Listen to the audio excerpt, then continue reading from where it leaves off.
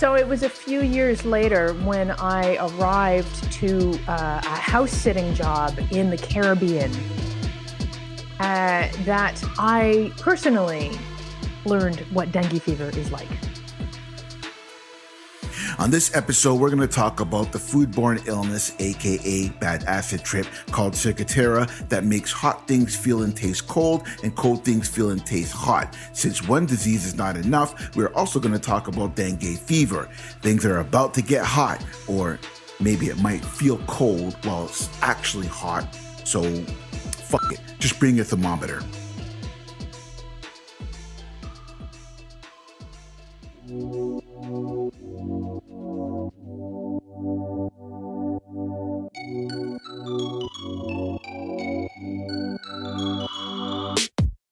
You're listening to the Travel Horror Stories podcast, a show that listens to real stories from travel bloggers and travelers just like you.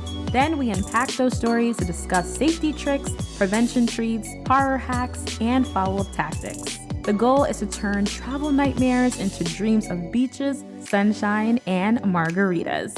And as always, you can head over to travelhorrorstoriespodcast.com for this and all the previous episodes, their show notes, and links to all the other places you enjoy listening to podcasts.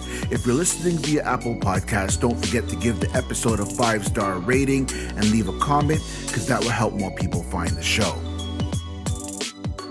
And now, live from the Rudderless Travel Studio in downtown Toronto, Canada, here's your host, Christopher Rudder! Alrighty, welcome to another episode of the Travel Horror Stories podcast. Welcome to April, and if you are here in Canada, welcome to spring, and I don't even know if I want to talk about the weather. So one of the things that's interesting about Canadians and weather, and it might actually be more of a Torontonian thing, but I'm not sure. It's kind of weird because we live in a climate with 4 seasons, and yet it seems that there's only 2. And it's either it's about to get really hot or it's about to get really cold. That's it.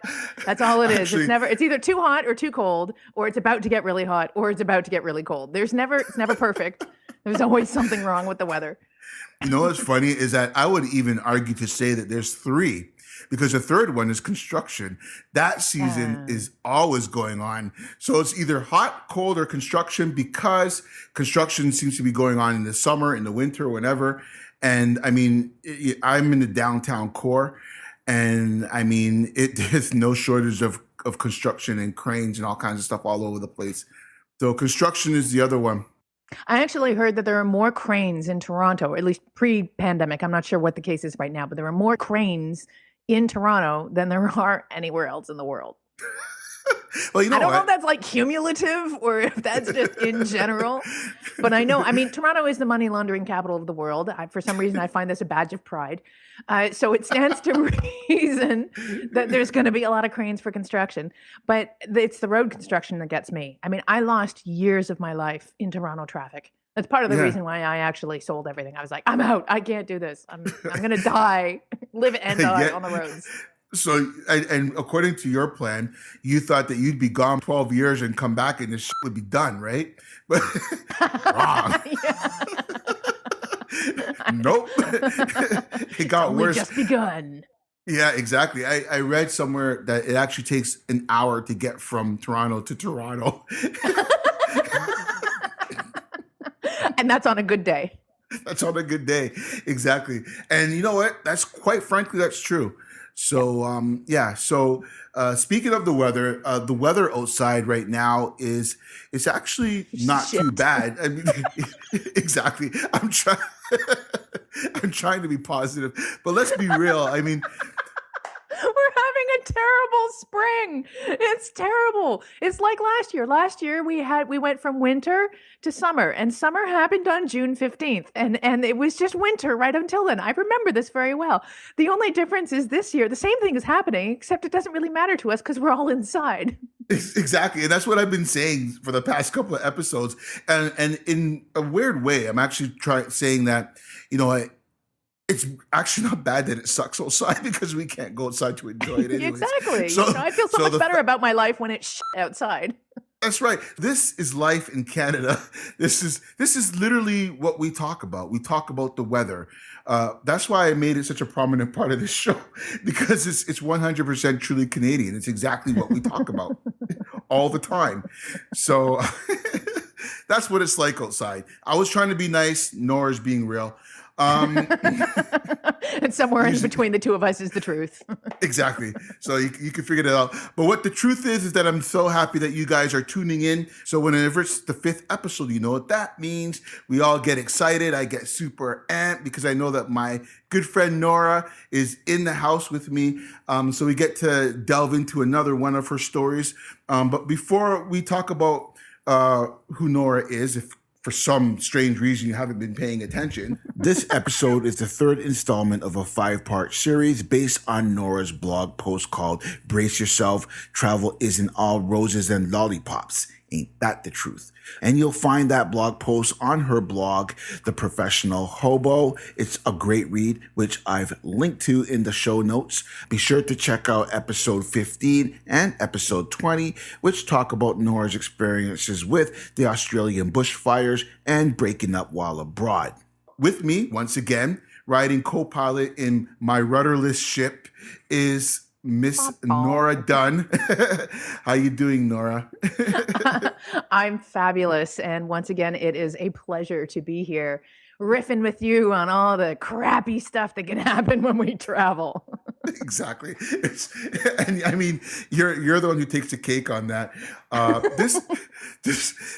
These, whenever I get to hang out with you, it's one of those things where, I mean, it's for my blog. The podcast is all for my blog. It's all part of my brand and everything. So technically it should be work, but it never ever feels like I'm working when I'm doing these podcasts and having fun.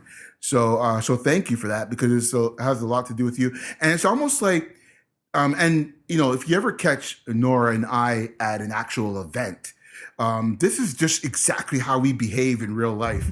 Like, we're constantly Except riffing. there's alcohol involved. Except for there's alcohol involved. There might be alcohol involved now. You don't know because you can't see. But but we're constantly. It's like a comedy show. Like, it's constantly we're riffing off of each other, and it's so much fun. It really, truly, and genuinely is.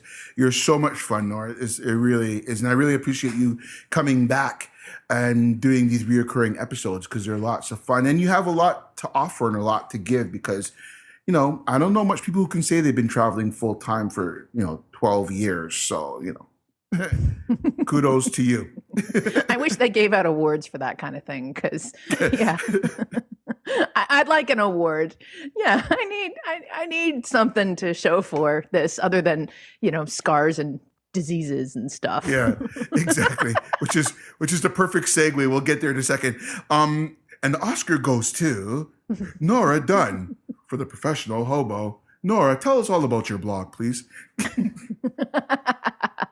Well, it just so happens that in 2006, I did the strangest thing that anyone could do in 2006. I sold everything I owned, which included a large financial planning practice, in order to seize my lifelong dream of traveling the world. I did not know at the time that I would actually last 12 years. There was a part of me that thought I might last 12 days, maybe 12 months before going, okay, that was fun, and kind of closing that chapter of my life. But alas, 12 years later, I did return to my hometown, which again, I never thought I would do, set up a home base from which I continue to travel for about 6 months of every year. Again, that's kind of pandemic notwithstanding. We are currently grounded at the moment. We may not be grounded when this airs. I certainly hope we won't be grounded when this airs. But certainly we are entering a new era of travel. And I have to say, there's a part of me, I'm sharing 5 of my travel horror stories with you today. And what I'm actually really grateful for is the fact that I'm not on the road at the moment. Because then we might have to go for 6. And so I feel like karmically I've paid my debt in terms of travel horror stories. And I was lucky enough to make it back to my home base before everything shut down. So hashtag silver linings on that one. Yeah. Well, you know what? I'm 100% confident that that we're not seeing the last of Nora, that's for sure, on this show specifically. And I hope, of course, I hope that nothing bad happens to you. But if it does, you know where to come. I know your motives. Now if something bad happens to me, I'm calling you. Yeah. Like, Christopher, you made this happen. You want to talk about it? Speak into the microphone, please. Yes, exactly. All right. So since we're all having fun, let's play our game. I think, what's the score? We're even. I think we're even. Oh no. Okay. So we're gonna play 3 stories, 2 truths, 1 lie. Nora's gonna give me 3 stories. 2 of them are going to be true. 1 of them is going to be a lie, and I'm going to try to guess which one is a lie. For the record, we are 1 apiece. So let's see how this goes down. All right, so my theme of the day, because I have to break this down into themes. I'm afraid, actually, on the first day, I blew my wad, unfortunately, because I came up with like 3 completely outlandish stories, but they had no theme except that they were all outlandish. And then I realized I had to come up with a whole bunch more stories, and so now I have to theme them. So the theme today is going to be animals. Oh, no. And in fact, actually, I have way more than 3 animal stories to share with you, but I will choose just 3 in the hopes that you will not know which one is a slight deterrent from the truth. Oh, man. Animal story number 1. I once milked goats as my job. Animal story number 2. I was chased by a bear in the Rocky Mountains. Animal story number 3. I ate moray eel and got a disease. Oh man. Okay.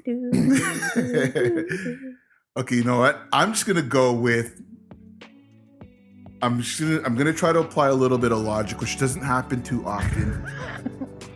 I'm going to go with you being chased by a bear as a lie, only because it wasn't any one of the initial travel horror stories that you ever proposed to me, because I'm pretty sure that would have ended up on the list of a travel horror story if you're being chased by a bear. So I'm going to go with the bear story as a lie.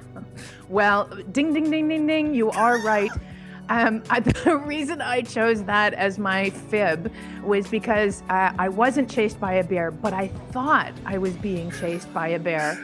Oh, no. I was on a mountaineering expedition in the Rocky Mountains of Alberta with a bunch of friends. We just finished a long day, and I was walking from the bathroom back to the campsite, and a friend decided to play a trick on me because he knew I was skittish about the idea of running into bears, and he pretended to be a bear. Now, I was with my boyfriend at the time, and here's the problem. So this instinct, that whole human instinct, that fight or flight thing, that's real.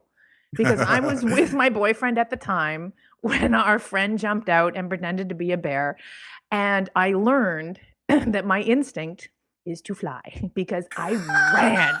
I ran and left my boyfriend to be eaten by the bear. And I'm pleased to say that he gallantly stood his ground to be eaten by said bear before he realized that we were being tricked on. So wow, good on him. way to stand by your woman. Yeah, that's it. I'll take it. You get away and be safe. I love you. The irony being, of course, actually, he stood the greater chance of surviving by getting big and getting noisy. The first thing a bear wants to do is chase after something. So running away was the stupidest thing I could have done. But luckily, he was standing in my way. Or in the bear's way. The fictitious bear's way. All right, so you've milked goats. I don't know. Nowadays, the more I knew you really well before, but doing a lot of these episodes, I'm really getting to know you more. And for me, milking goats just sounds like something that Nora would do. I mean, I'm not even gonna lie. It just literally sounds like something that Nora would do. So I go, if she's lying about that, I doubt it. That just sounds something she would do. So, and then the other story was you getting sick by eating seal, right?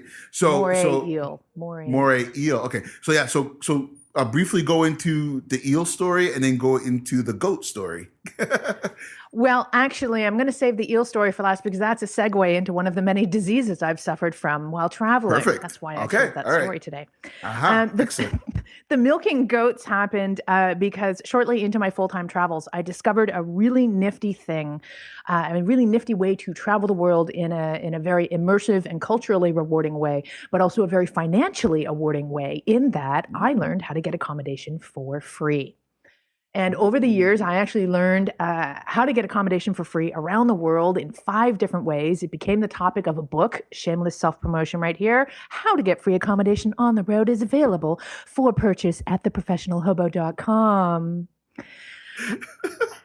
And the first way that I got free accommodation around the world was I was living and volunteering on a permaculture property in Hawaii.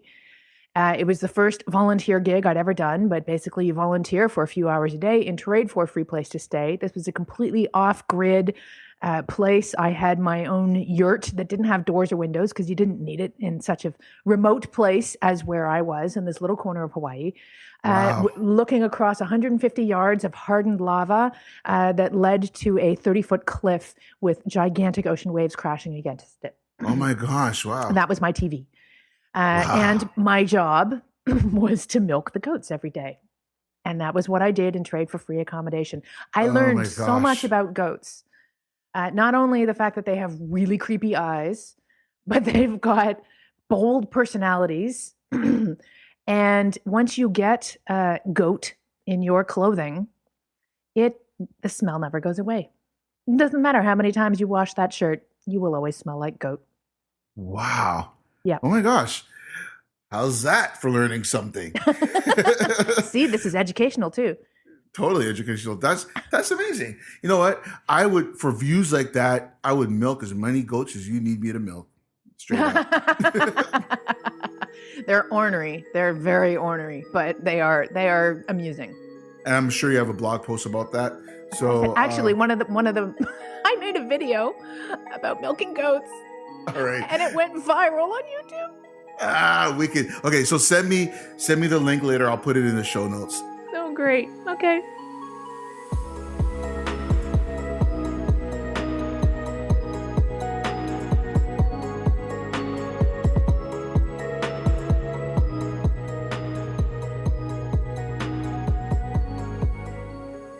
Today, we've predetermined that I'm going to discuss my various diseases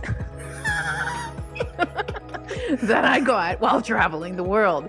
The squeamish may not like everything that I have to share today. Oh no. And I mean, let's get it right. I mean, I've had 3 diseases, like 3 proper diseases that I'm willing to talk about today. But I also too, I mean, I think we just need to get something out there. Being sick on the road is probably one of the worst feelings. Agreed. It is, because you're not in your element. You're rarely, if ever, in a really comfortable place to be sick. Because the first thing you need when you're sick is to be comfortable. You want to be comfortable Right. being miserable. And yeah, if you're staying in some place you're not familiar with, being sick solo is, I mean, if being sick with somebody is bad, being sick solo is 10 times worse. Because then there's nobody to help you when you can't Yeah. do the things you need to do.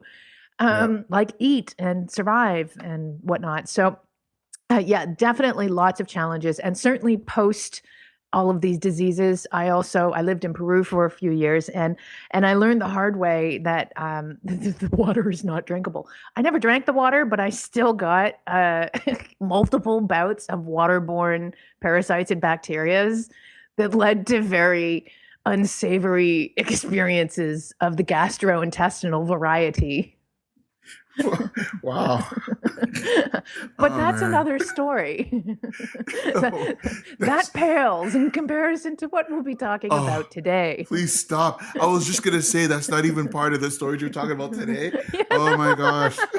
That's just a precursor. That's a teaser. Yeah. Do you remember how I said before that we could definitely have you back like 8 million times? Like, yeah. So there you go. Well, and this is a universal, I mean, being sick in general, being sick while traveling, this is a universal thing. This is universal plight. Like, so while my stories of disease may be a little bit I don't know, a little more technicolor than most people will experience while traveling, it's still something that's very relatable. So we can all suffer in solidarity. This is great. Yay! Let's be sick Could all together. suffer in isolation. Yes, exactly. Solidarity and isolation. There's that too. There you go. So the first illness, the first disease that I was actually pretty happy to get this because I was collecting travel experiences when it happened. So, when it happened, I was like, ding, travel disease, check. Little did I know that the 2 more were coming down the way. But it happened when I ate moray eel. Oh, no. Now, my boyfriend at the time and I were living in a hostel in Hawaii. So I'd already finished the milking goats experience on the very rugged side of Hawaii.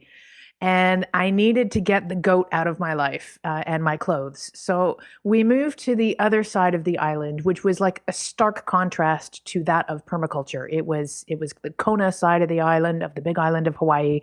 There's restaurants and hostels and hotels and all kinds of action lining the coast.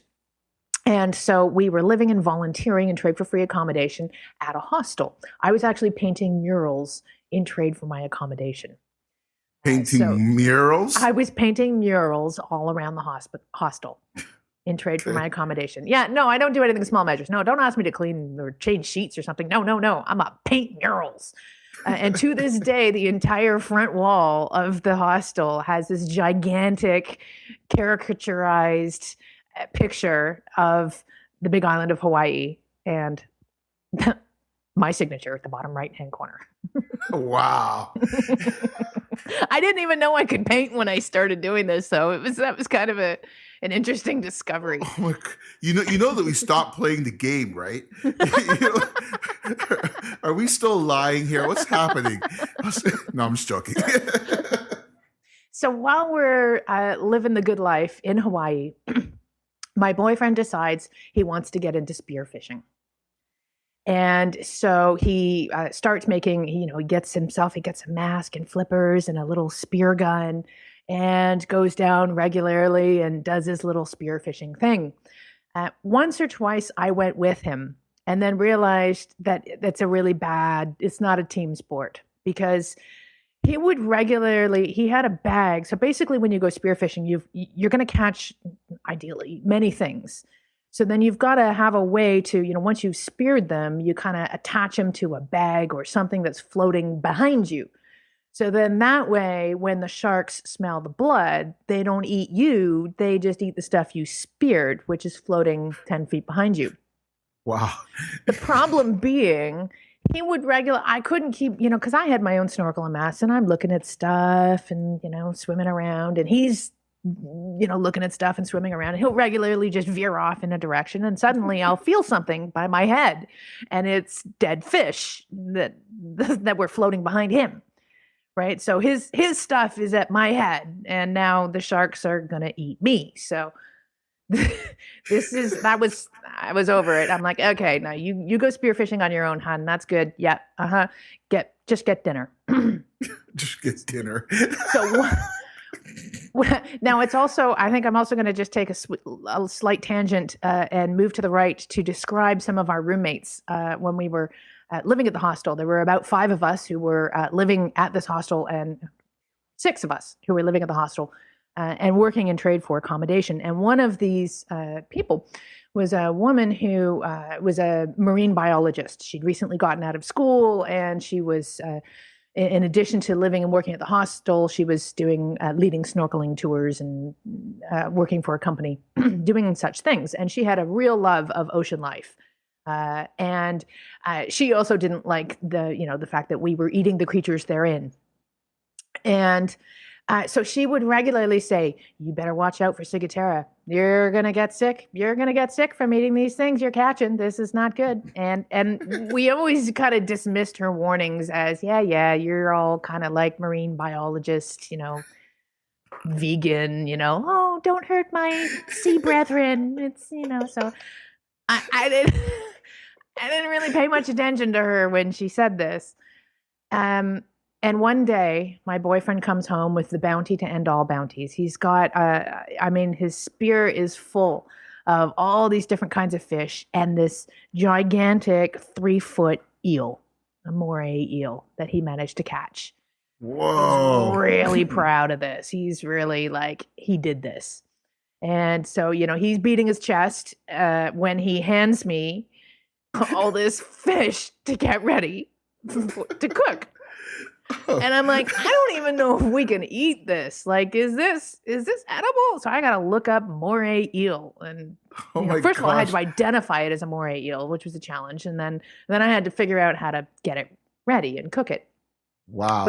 Which I did, much to the fascination of my compadres at the hostel.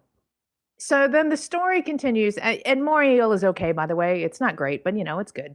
But the story continues a few days later when I go to the fridge to pour myself a cup of iced tea. We had big jugs of iced tea in the fridge. So I grabbed the jug that's been in the fridge for ages of iced tea, and I almost drop it because it's so hot. It's boiling hot. And I'm like, and then I look at it and there's condensation on it. I'm like, no, it's cold. It's definitely cold. And I put it down. I'm like, oh, that's kind of weird. And then I poured it and I tasted it, and it tasted like hot tea. I was tasting cold as hot. What the hell? And I'm like, oh, this is really weird, And then I'm like, I wonder I wonder if that works with cold things, hot things too, right? So I try something hot and it tastes cold. And I'm like, this is kind of weird, right? And then suddenly, and I don't know why, our roommate's voice comes in. You better be careful about ciguatera. It's a brain disease. You're gonna get messed up. And I'm like, brain disease. Oh no. So I start looking it up. First of all, I have to figure out how to spell ciguatera, and then I have to look it up. And this is one of the symptoms. So ciguatera is a disease you get from eating sea creatures that eat a certain type of algae on shallow water reefs. Oh my gosh. and I don't remember the specifics enough to remember if it's like contaminated algae or what causes it or how it happens. But I do. The good news is it's a fairly benign disease to have. The prognosis is simply that you may experience a few months of hot is cold and cold is hot. There can be some gastrointestinal distress, which of course there was, because it wouldn't be a good story if it didn't involve some pooping. And it was like I say, it was really just kind of more exciting. Like for me, it was a badge of honor because I was like, damn, I did this. I got a tropical disease. Yeah. And I was pleased for this. Needless to say, I put the kibosh on the spearfishing. That was it. After that, we were done. And I was like, "This is perfect. I got away scot-free. This is the best possible disease I could ever have gotten. The discomfort was minimal, and yet still, I could say I had a disease." And boom, I was like, "Great, one and done. Perfect." Congratulations dun, dun, dun. on getting your first disease. Little did I know that it was not one and done. Oh no. Oh my gosh. So that really isn't a horror story. That's just a fun story. You know what? It's still something that could happen. I mean, what's the worst that sickness can be? You could die. Totally. Ciguatera. Ciguatera. Yeah, I believe you can die. It is possible, but it's remote. Yeah, I mean, I probably would be eaten by a shark before I would die of ciguatera. But with all diseases come a certain amount of calculated risk. So I survived. Woo. Okay, but I mean, I should save all these questions for the end. But did you have to take any kind of antibiotics or something for it, or was it just you wait it out? Yeah, it just has to run its course. Oh, okay. So. Alrighty. Yeah, easy peasy, one and done, but not. All right. Congratulations on your first disease. All right. Excellent. Excellent. Usually when I go traveling, I'm looking for beer and different things. I'm not looking for a disease, but each his own. Carry on. Well, I like hunting for interesting experiences, and that was certainly an interesting experience. Yeah, definitely. Now, less than a year later, my boyfriend, this is 1A, this is another little tangent, and I'm not going to go far into this one, but we were in Thailand, and my boyfriend got dengue fever. Okay. And he spent the next week in a hospital fighting for his life. Nurses round the clock coming in, taking blood, checking his platelet count and whatnot. Ironically, the hospital room is actually the nicest accommodation we had in all of Thailand. It was great. It had Wi-Fi, had a couch to sleep on. He had people waiting on him hand and foot, including me. So, all things considered, it was pretty good. But the circumstances were certainly a little rough. And I certainly learned firsthand what it's like to file a travel insurance claim. And I have many articles about how not to file a travel insurance claim. It was grinding, it was grueling, and the whole experience was very challenging for both of us in our own ways, but certainly for my boyfriend, who I'm certainly pleased to say survived. We'll definitely. I'm glad that he did, of course, but we'll definitely talk about some of that insurance stuff after your stories, because I think that's going to be a good takeaway. Some of the do's and don'ts with regards to that. All right. Totally. Cool. Okay. So it was a few years later when I arrived to a house sitting job in the Caribbean that I personally learned what dengue fever is like. Oh, no. Now, the circumstances were, this is where things really went sideways, because I just finished the Ultimate Train Challenge. So I just finished a 30-day challenge whereby I rode 25,000 kilometers all by train from Lisbon to Saigon. Intense is the understatement of the century when it comes to describing travel experiences like that. Luckily, I did have a couple of weeks in Vietnam to decompress before I arrived in Grenada, in the Caribbean, where I was due to house sit. And my boyfriend at the time, different boyfriend, we'll call him the Swedish Squeeze. That's his name as far as the public are concerned. My Swedish Squeeze. I'd actually prior to the train challenge, we'd spent a little bit of time together in Europe before I headed down to Portugal, and he headed around to Sweden and Scandinavia, visiting family and friends. And so, long story short, somewhere in Siberia, well, I was in Siberia. He was getting it on with an old friend of his in Denmark, who happened to end up pregnant as a result of his adventures. Oh my gosh. Now, said Swedish Squeeze, I didn't know this at the time. I arrive in Grenada, and I definitely feel something's going on. Like, I've got my spidey sense are tingling. I know something, he's distant. There's something weird going on. He's due to join me in a week in Grenada, where we're supposed to run off into the sunset together and, house sit and travel the world and be happy.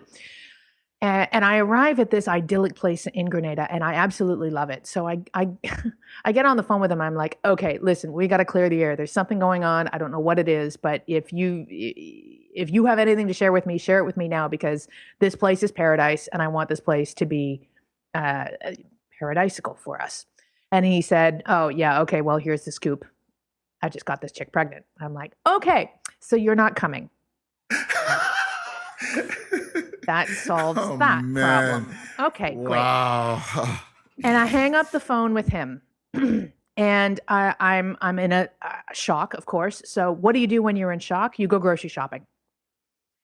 So I do that. I get in the car and go to the supermarket because I had to. I just arrived in Grenada. I needed stuff.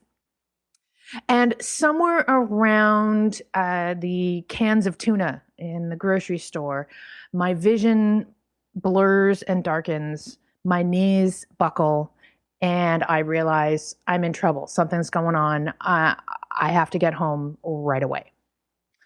And so I abandon my cart. I get in the car. I race home, only to end up like horrifically ill for the next week. Oh And my what this gosh. was not only a good old case of heartbreak, but it was dengue fever as well. Oh my gosh. So for the next week, I cried, slept, and that was about it. Basically, I mean, I literally crawled from the bed to the bathroom and back. I couldn't eat.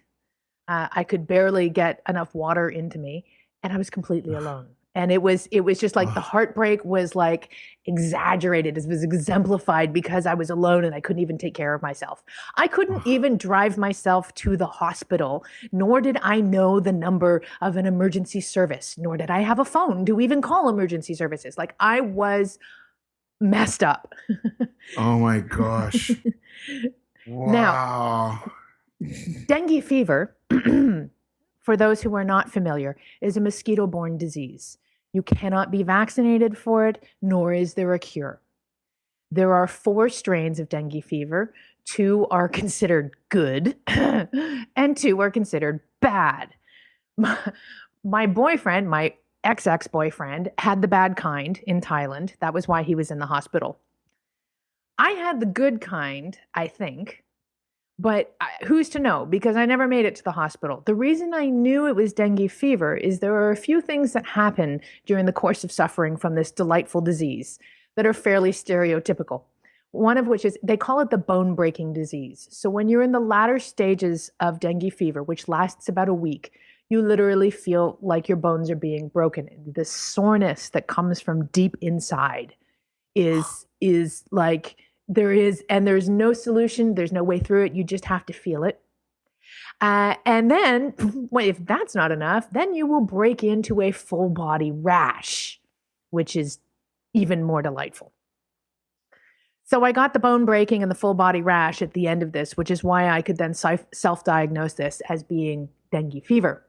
Oh my gosh. Finally, literally at the latter stages of it, I probably was about 4 or 5 days in. The property that I was house sitting on, I had some neighbors that were not too far away. And I actually crawled over to them with money in hand and asked them to buy me some fruit. Please, can you buy me some fruit? They're like, what do you want? I'm like, I don't care. I just something. I need sustenance, and that feels like the right thing to have. Oh my God. So, we were talking about this earlier. I don't do anything in small measures. And I really, this was it. This was the real deal. Not only that it was the piggybacking of a tropical disease on top of heartbreak. I do feel, though, like... by the end of this, I was kind of over them both. So, all's well that ends well. Oh my right? gosh. I don't even know what to say. Oh my gosh. How do I It's even not that start bad. to, See, I didn't go to the hospital. It's all good. how do I even, okay. All right. Let's I feel the need to downplay my story now. It's okay, Chris. I live. It's okay. It's going to be fine. Yes, I know. It's very scary. There's so much stuff. Okay, so How do we unpack this? yes, how do we unpack this? Okay, this segment is brought to you by the book How to Get Free Accommodation Around the World by none other than Nora Dunn. In all of my 12 years of traveling the world full time, I saved over $100,000 on accommodation. And I had incredible, culturally immersive and rewarding experiences in so doing.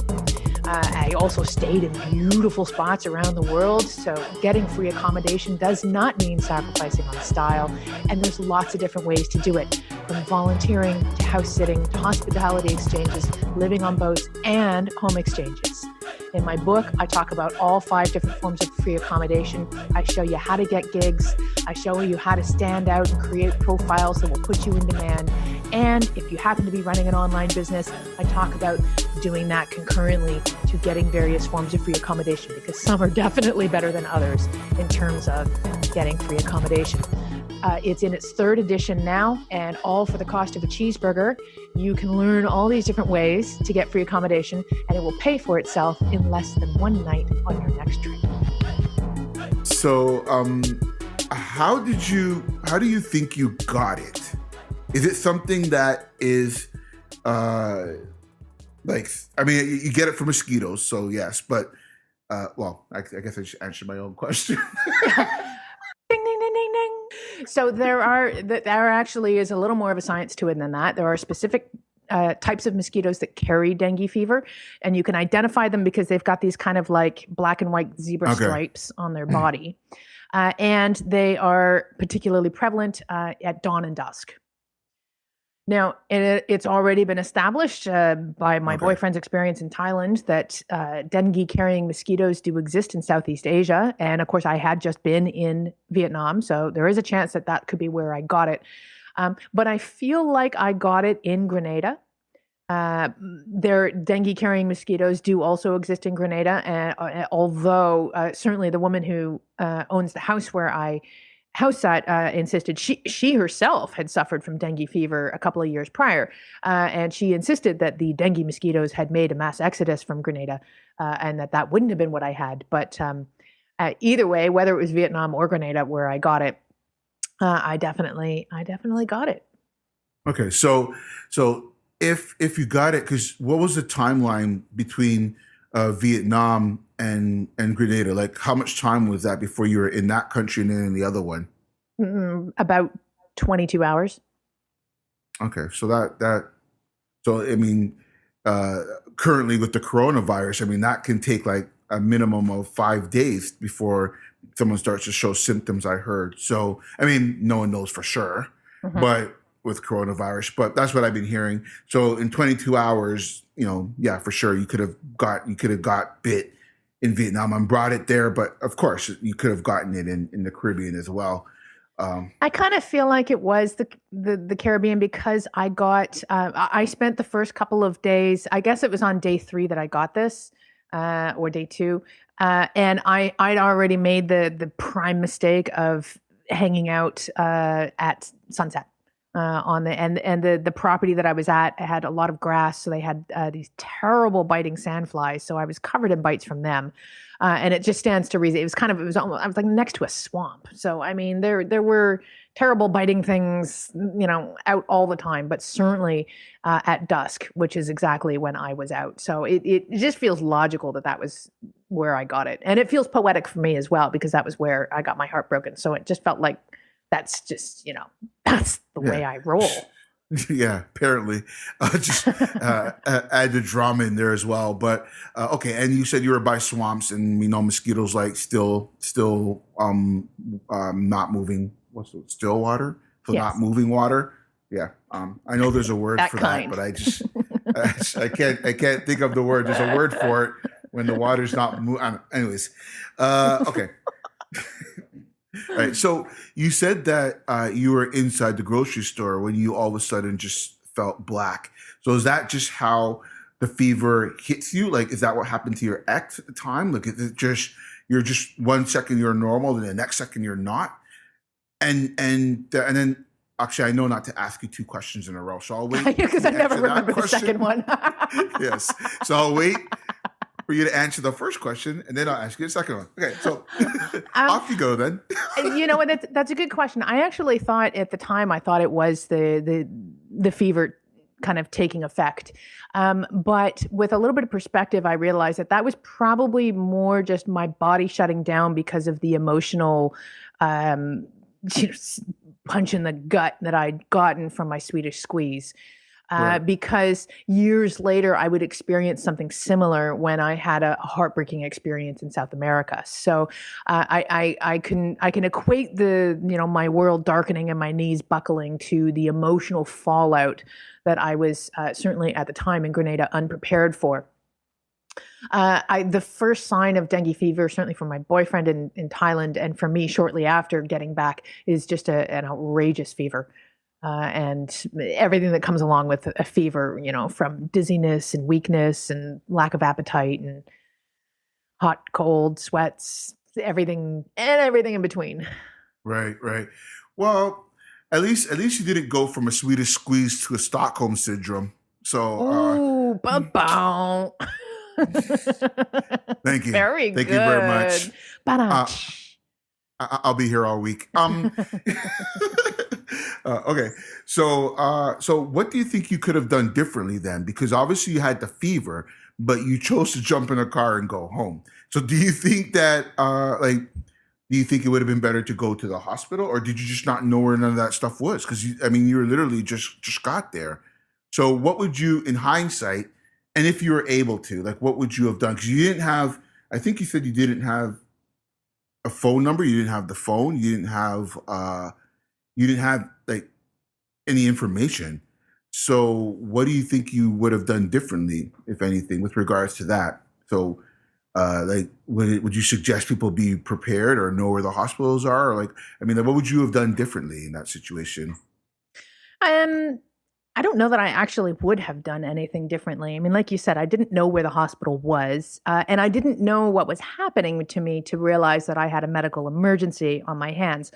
And like I said, as much as I felt like I was dying, I do realize that I still had the easy version of dengue fever. And My because God. anyone who has been hospitalized by it assured me 10 ways to Sunday that I couldn't have survived it on my own. So that tells me, I can only draw the conclusion that, right? So I had the easy version.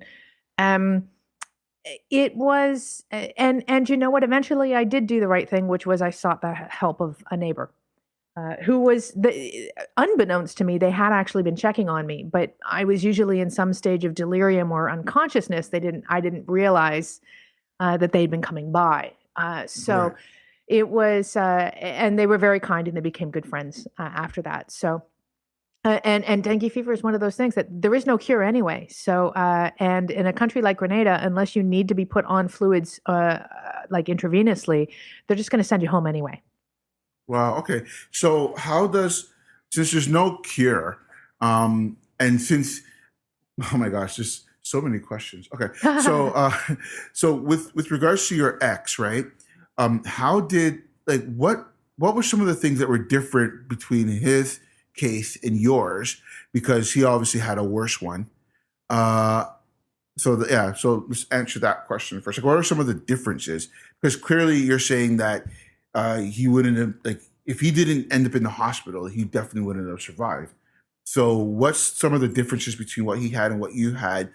And if there's no cure, how does that end? Does it just eventually leave your system and that's it?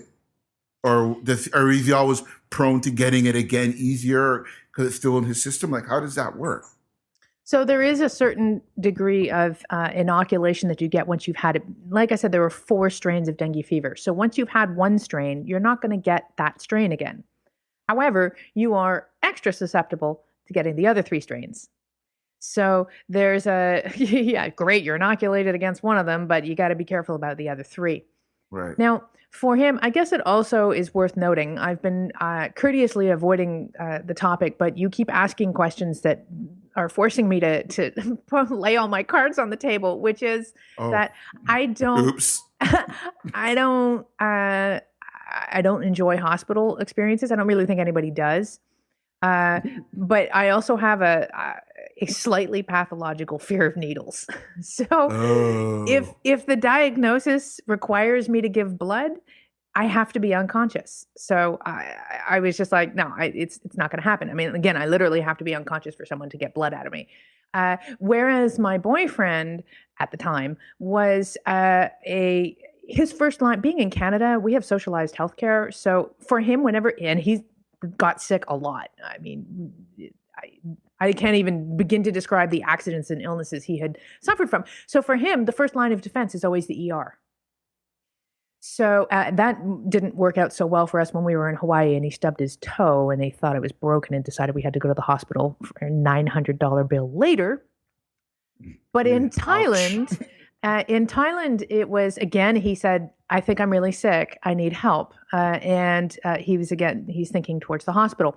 By this point, I'd learned that actually the first and best line of defense when you're traveling is a pharmacy.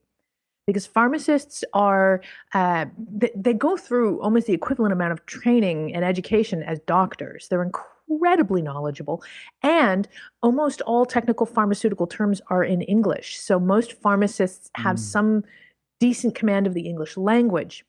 And in many countries, things that we, with our North American mindsets, would assume are prescription are actually available over the counter. So it's those three factors for me. It's typically, if I get sick anywhere in the world, the first place I'm going, or if I have some skin condition or whatever it is that needs medical attention, before going to a doctor, I go to a pharmacist. And I say, can you help me? And they will often give you things that, again, that things that are maybe not even be available in the pharmacy, like they're not prescription, but they're not over the counter either, or they are over the counter, but they're behind the counter. I don't know. Under the counter? I don't know. Over the counter, under the counter. So I get what you're saying. So the first thing we did in Thailand was we went to the pharmacist, and she took one look at him and said, "Nope, hospital now." And luckily we had some friends. We just finished starting an international NGO by accident. That's another story. So we had friends, local friends, who took us to the perfect hospital for us. It was a hospital that dealt with foreigners and had the infrastructure in place and doctors that spoke English and whatnot to be able to help us. So he had a blood test done as an outpatient, and later that day got the call that he had dengue fever and he had to return to the hospital right away. Okay. Because they had identified his strain as the bad kind. Okay, gotcha. Makes sense. Okay. So, and that's a really good tip, because although you're traveling, I know in Europe specifically, when you're traveling, you might not necessarily know where the hospitals are, but for some reason you always tend to really know where the pharmacists are, because they're highlighted by the green symbol. Every European country does it a little bit different, but it's still green and you still know it's a pharmacy. Yeah. So it's interesting how, as you walk around the city, you'll notice them all over the place. Like how we do here in Canada, we could notice Rexall or Shoppers Drug Mart. But in Europe, you always will know there most likely will be a pharmacy down the street from you, more likely than their hospital might be. So I think that is a very good point, to actually go to the pharmacist first. And you're right, they are very knowledgeable. So that's a fantastic takeaway. So now let's talk about everybody's favorite, insurance, because they mean you well. So what should people do or not do? I don't know if you can make it quick or not, but because insurance is kind of like, it's convoluted and it's complicated, and every policy is corrupt. I mean, different. So what should you do and not do when it comes to insurance, when it comes to being sick in your situation? Because you said you learned a lot from that. Absolutely. I'll definitely give you a couple of teasers, but I'm going to throw in another shameless plug here, because on my website, theprofessionalhobo.com, I write about all of these kind of practical matters of travel, of arranging your affairs to travel, and how to do your finances, and ways to visit the ATM and reduce your fees, and la la la la la la. And one of the things that I write a lot about is insurance. Because in a former life I was a financial planner, and that included insurance. So I actually know the lingo and know how to translate said legalese into English.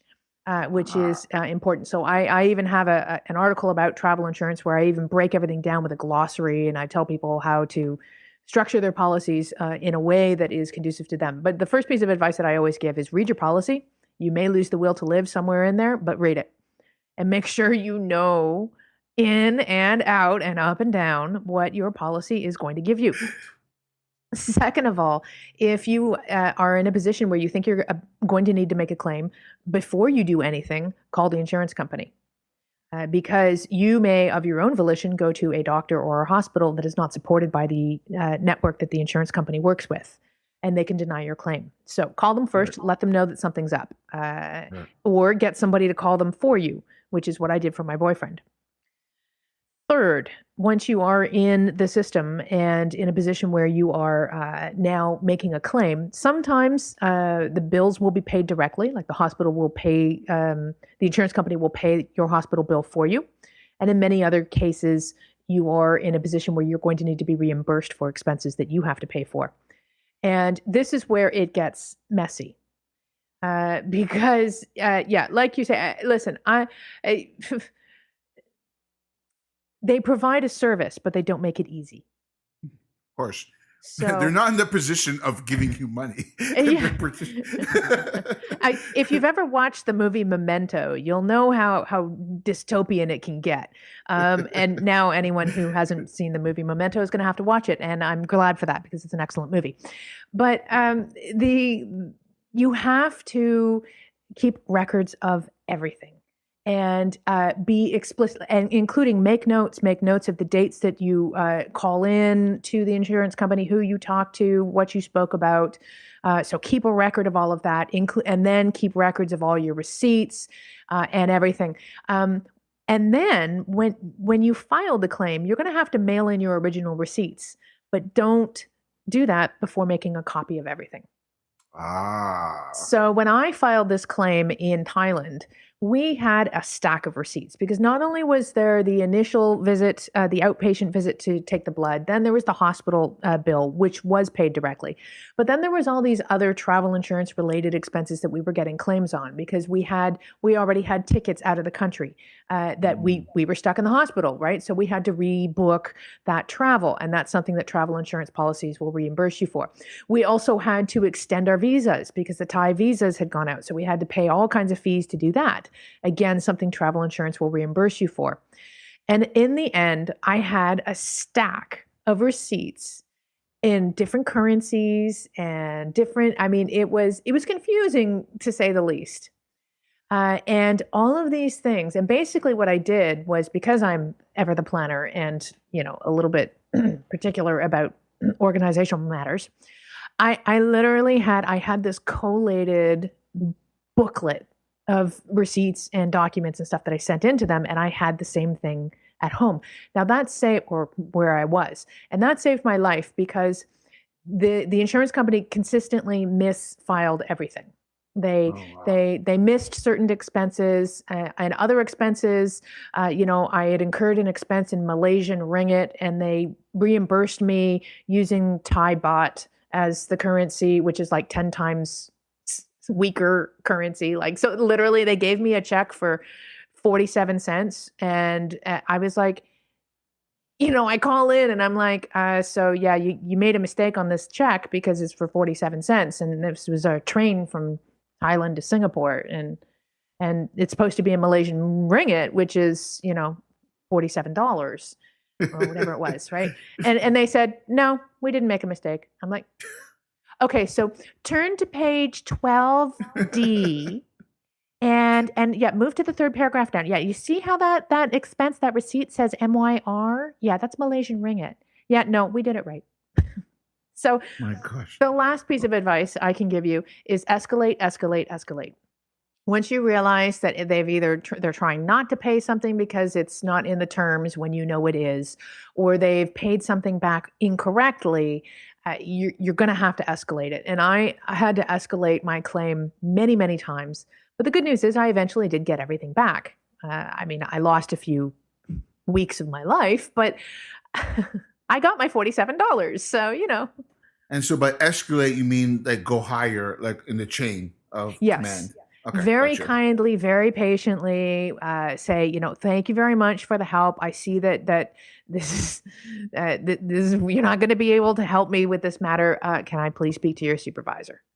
Okay. Gotcha. And then just keep asking for the supervisor. And eventually I made it to the top, actually, of the insurance company that I was working with. Why am I not surprised? Because with Nora, it's go big or go home. That's right.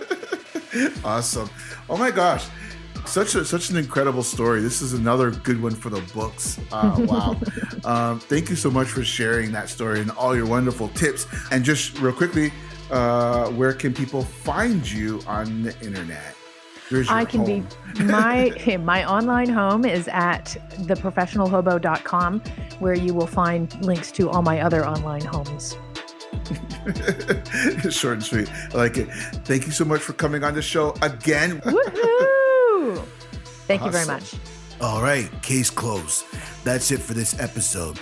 I hope you enjoyed it. Don't forget that you can listen to this show over at www.travelhorrorstoriespodcast.com. And if you're listening on your mobile device, please take a second to give the episode a 5-star rating and leave a comment. It really helps the show, and episodes get discovered by more people.